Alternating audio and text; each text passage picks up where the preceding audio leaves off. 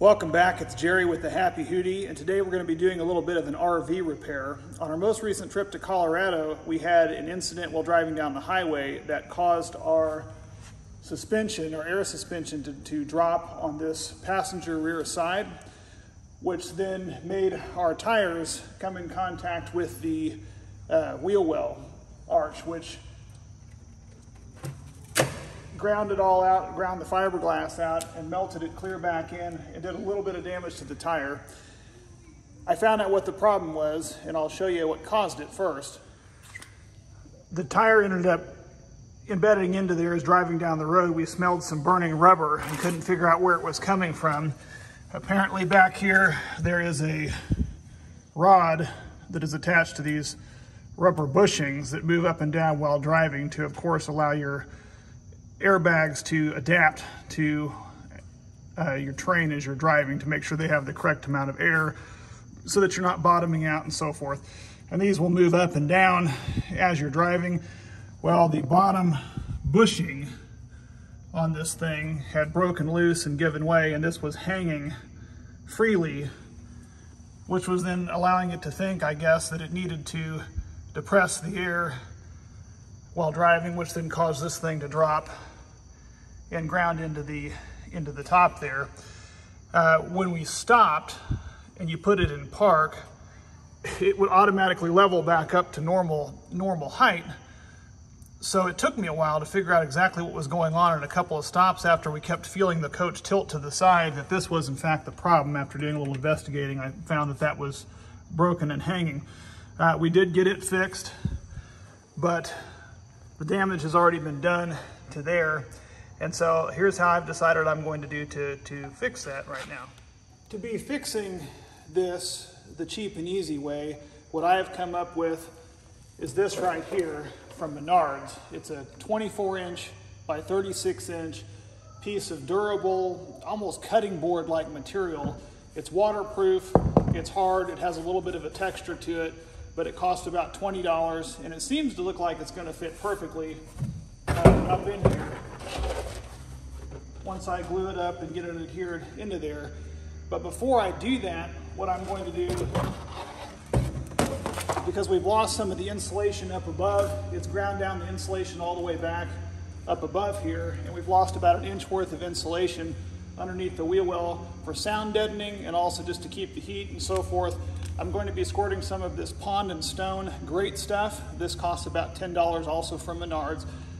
Picked it out because it's black, so I'm not going to see a lot of that if there happens to be any excess up there. And the other thing is it repels water and so forth, and it's a waterproof product that you can use around ponds, so why not use it in the wheel well?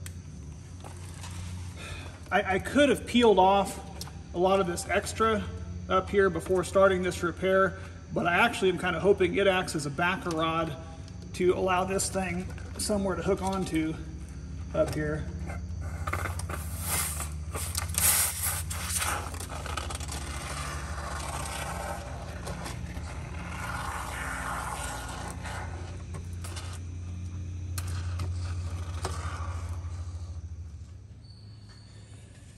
We've given this about an hour. It's now nice and dry. So we got to break off some of the excess. I'm going to use a extra DeWalt blade that I had laying around and try to see if I can't kind of cut this off up here more flush with the surface. It'll probably take a little bit of jiggering, but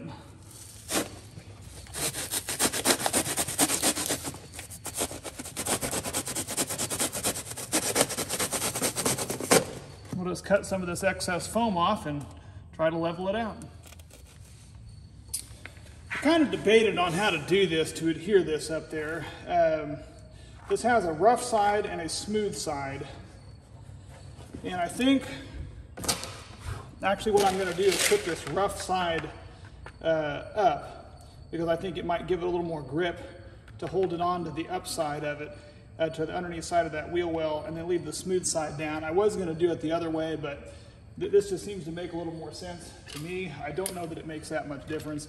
I do have some of this maximum strength construction adhesive, this Gorilla Glue. I'm going to apply that on all the back of this and empty out this whole tube over the back of this to adhere it up there. And then As a temporary thing, I'm going to take some of these screws and I'm going to drive them up into a few points to pin this on with my drill here, just to let it set up in there and adhere. Once it is cured and it's adhered, I'm going to go back and take these back out, because I don't want to be driving down the road and having this vibrate and drop this down and have these go into my wheels.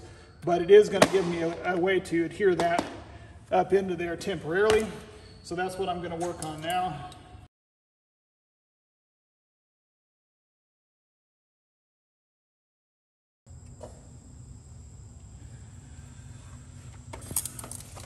I've pulled all the screws out of here, and it seems to be adhered pretty good to there. So what I'm going to go ahead and do now, just to make sure that I've got it completely water sealed through there, is I bought a can of this Flex Seal. It was about $7, black Flex Seal from Menards when I got everything else. And I'm just going to hit around the edges of this thing.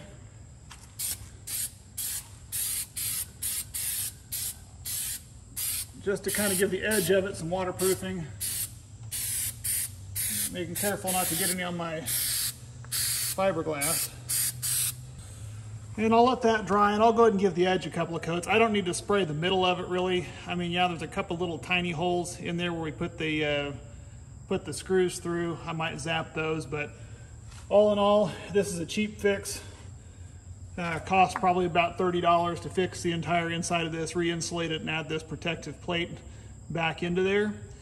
So now whenever I'm driving around the road and stuff is flicking up into here, it's hitting this instead of going up inside the foam there of the coach.